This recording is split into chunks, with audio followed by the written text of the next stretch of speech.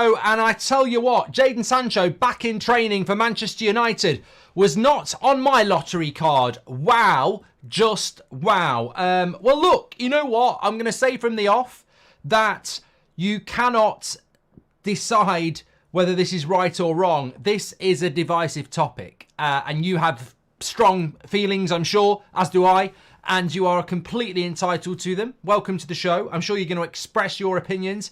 I'm certainly going to express mine.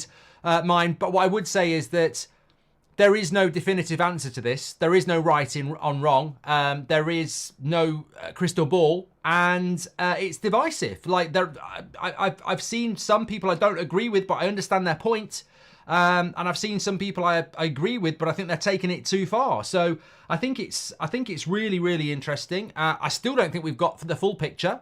I mean, clearly what's happened is that there has been a conversation between Ten Hag and Sancho.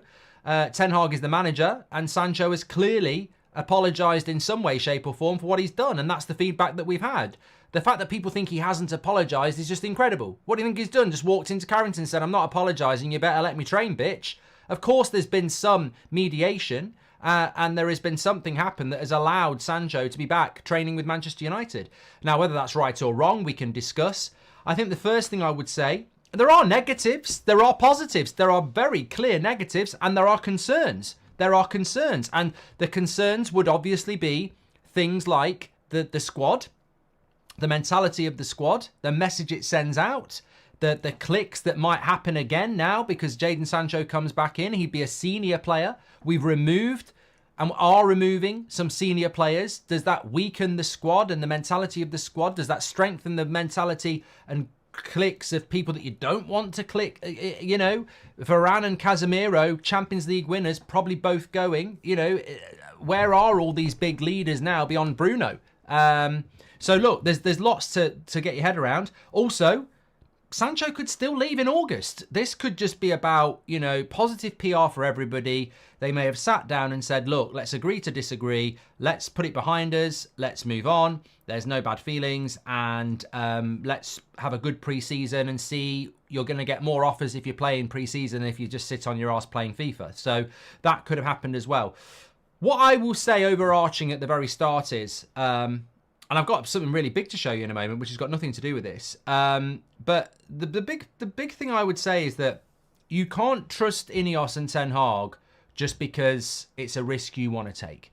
And what I mean by that is, I see a lot of people saying, yeah, Xerxes might not work out, but I trust Ten Hag and I trust Ineos. I agree. Dillit might not have been the one we were looking at, but I tell you what, I like what they're doing. I trust Ineos and I trust Ten Hag. Yeah, I agree.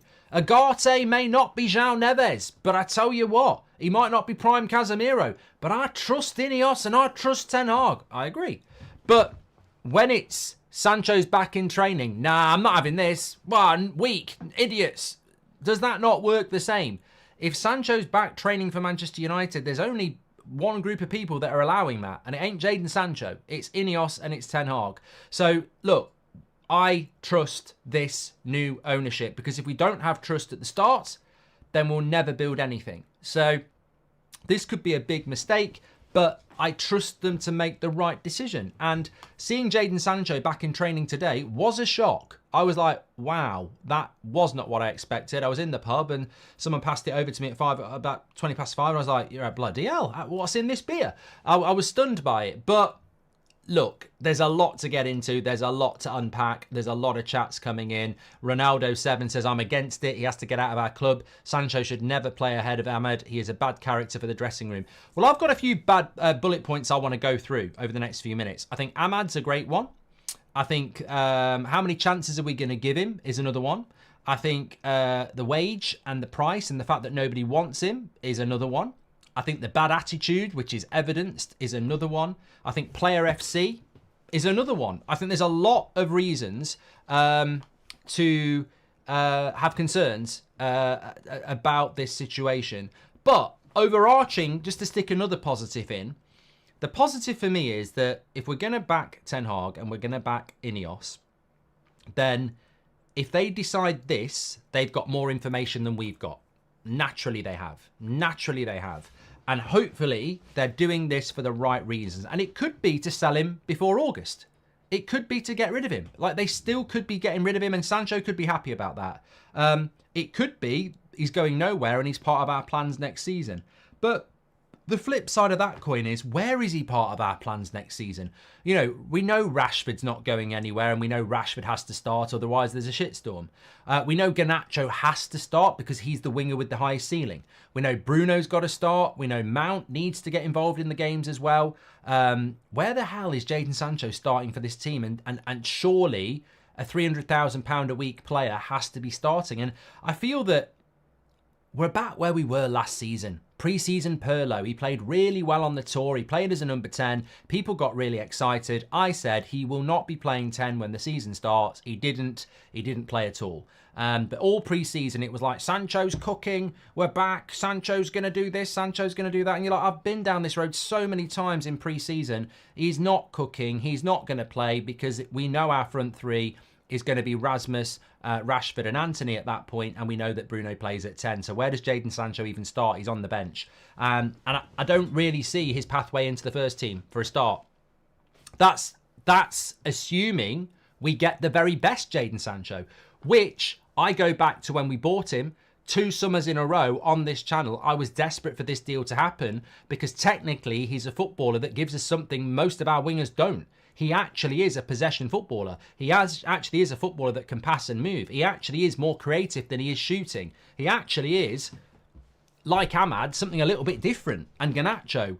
So, look, technically, very, very good footballer. Consistently, not a very good footballer. You know, universally, not a success at Man United over the how many years he's been here. So, look, as a footballer, I think he's better than Rashford.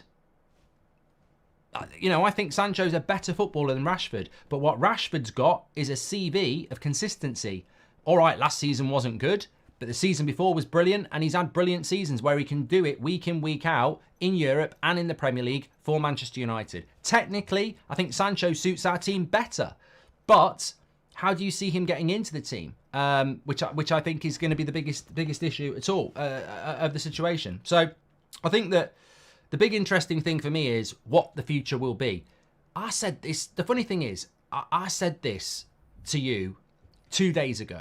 And I said, it's all fine and well looking at pictures of Casemiro at Carrington, or Harry Maguire at Carrington, or Hannibal Mabry at Carrington. Everybody's smiling when there's no pressure, when you've had a holiday, when you've got your shorts and t-shirts on and you're back seeing your mates. It's like the first week back at school. You know, I used to do my homework. You know, I didn't do it for the rest of the year, but that first week I'd get home from school and say, Mum, hold off the dinner. I'm just going to go and do my homework, because it was a novelty. It was exciting. By the second week, I wasn't doing the homework. I wasn't even trying. And that's what happened when the season starts. This whole pre-season hype disappears to reality. What happens in the middle of October when you haven't started a game for Manchester United? Are you still turning up to training on time? Are you still putting the hard yards in? And that's going to be the acid test for anybody who is happy now. So those risks are always going to be there. But I keep coming back to something that I have to be true to. I trust Ten Hag and I trust Ineos on this. And whatever the master plan is, they're the ones who will be judged on it, not us. We can throw our opinion in and there will be divisive comments to go through.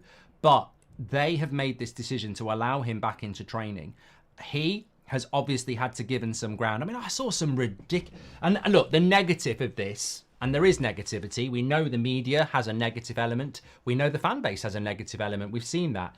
And of course, one of the things that's a little bit annoying about this is the Player FC thing. There are, and always has been, people who want Jadon Sancho back and Ten Hag sacked. Like, they wanted that last season. There were people who were telling us that Dortmund, he was cooking at Dortmund every minute of every game. You know, the Sancho FC crew, who are very, very happy again tonight. But that, you know, and that is a little bit frustrating because I don't like Player FC. I think it's a negative thing. I think it's something that, you know, basically you've got a group of people who just like this player but don't like that player, and that player, and that player. And that can be a very toxic thing. Goldbridge, that's the end of the clip. I'm sure you enjoyed it. In fact, I bet that's the best clip you've ever watched. So there's no reason not to subscribe to the channel, click the bell icon so you never miss a clip again. In fact, smash a like on the video because we all know only legends like videos and you are all legends. So please smash a like on the video and we will see you again on the next one. Thank you very much for watching as always.